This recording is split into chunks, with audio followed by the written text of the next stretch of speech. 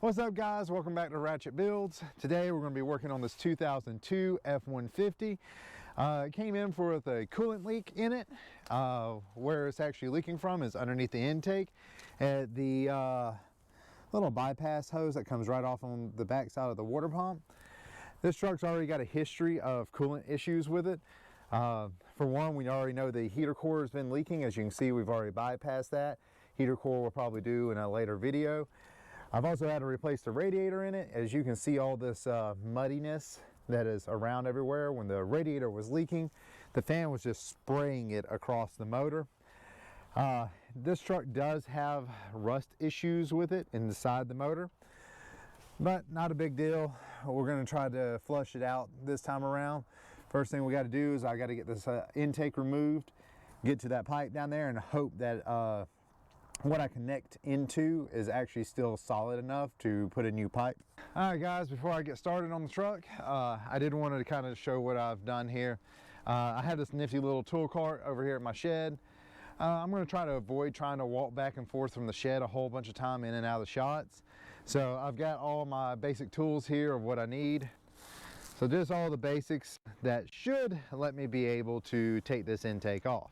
So we're going to get on this today and we're going to try to get this all taken apart, go ahead and get this thing repaired so I can get it back to its owner, which happens to be a family member of mine. It's been down for a minute because that lower pipe was actually a challenge to try to find one, and I had to order it offline. Took a little bit to get here, but I finally got the correct part. So let's get started in this. Hope y'all enjoy the time lapse. Let's go.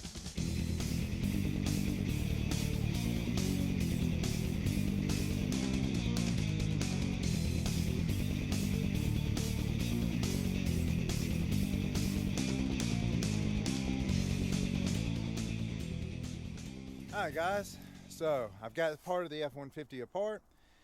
I was looking to see if I could shortcut this job, but it looks like I'm actually going to have to pull the full intake. Luckily I have already bought the gaskets for it, but I'm just going to go over what we've already removed. One being the intake. We've also removed our vacuum lines here. Be careful when removing those vacuum lines. A lot of times they're very brittle.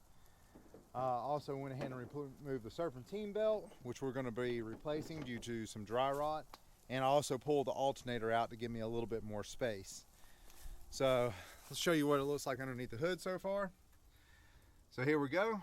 We've got the alternator out so that way I could actually look down better at this pipe down here, and it runs all the way back to the back of the intake, to this back corner. I was going to see if I could just get to the bolts and be able to maybe try to feed this hose out here, but I can't get to the bolts, so this intake's going to have to come out. And as you can see here, the amount of rust that this has, this intake hasn't been on here very long, guys. It might have been on here like 2 or 3 years, and it's already pretty rusted. I will be cleaning this up with some sandpaper and stuff just to smooth everything back out, and then also make sure I don't have any holes in this pipe. But next steps is to actually try to get this intake removed. Then I'm going to show you all that pipe and how it's bolted in and why I couldn't shortcut this job like I wanted to. So let's get to it. Hope y'all enjoy.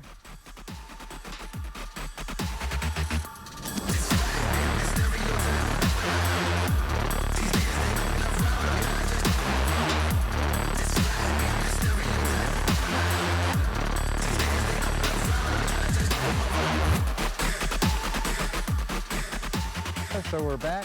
I'm going to give y'all a little overview of what's going on with the truck.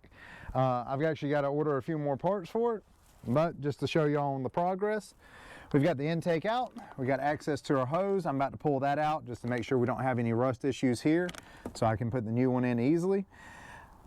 We've actually been running into a few issues with the spark plug tube holes filling up with coolant. I found our leak. If you actually look right here, let me see if I can get close enough. Right here you can actually see where the gasket's been touching, and then we've got an open spot right here to where coolant's been escaping. Pulling the intake actually showed us the issue. If we look at our port right here, we've got a piece of our port actually missing. This plastic intake's then cracked and is no longer good. If you look at this side, that's how it's supposed to look, of course, with a seal in it as well. So I'm going to go and order us some more parts. That way we can try to get this truck finished up. It will be done in this video, but it'll probably take me a couple of days to get everything ordered in. So just hang around and I'll be back in a flash before you know it.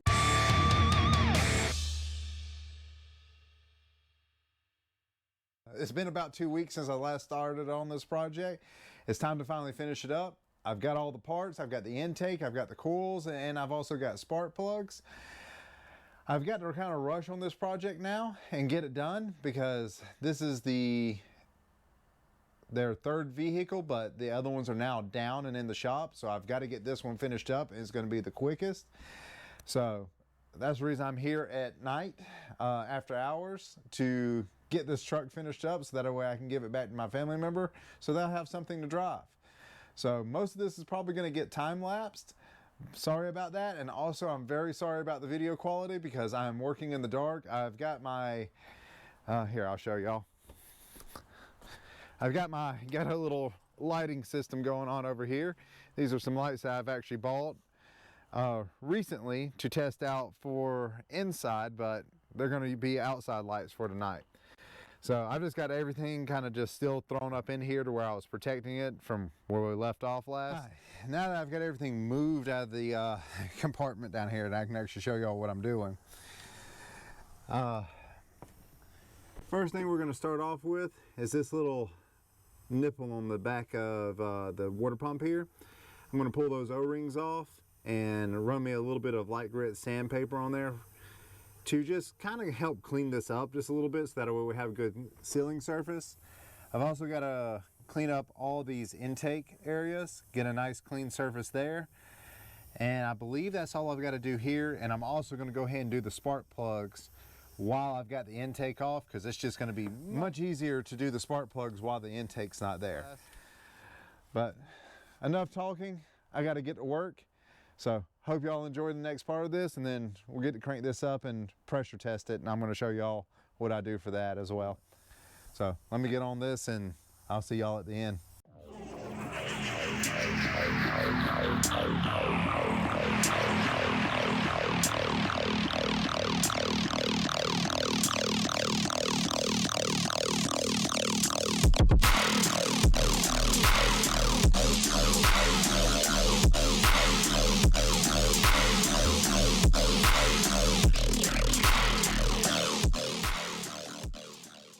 So we're back in the shed.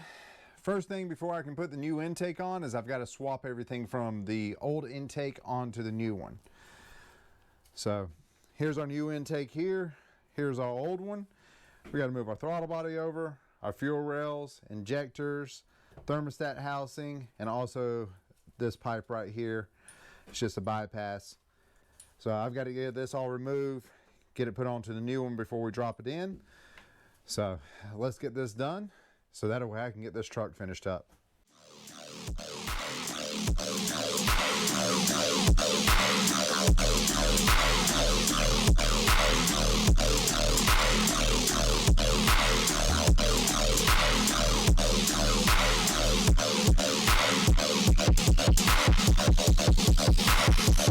Your casual death, reality.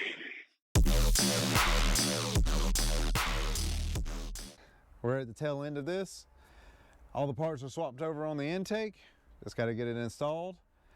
Then we get to run it finally. And then I also get to show you all on that coolant tool that I alluded to earlier. All right, let's get it done.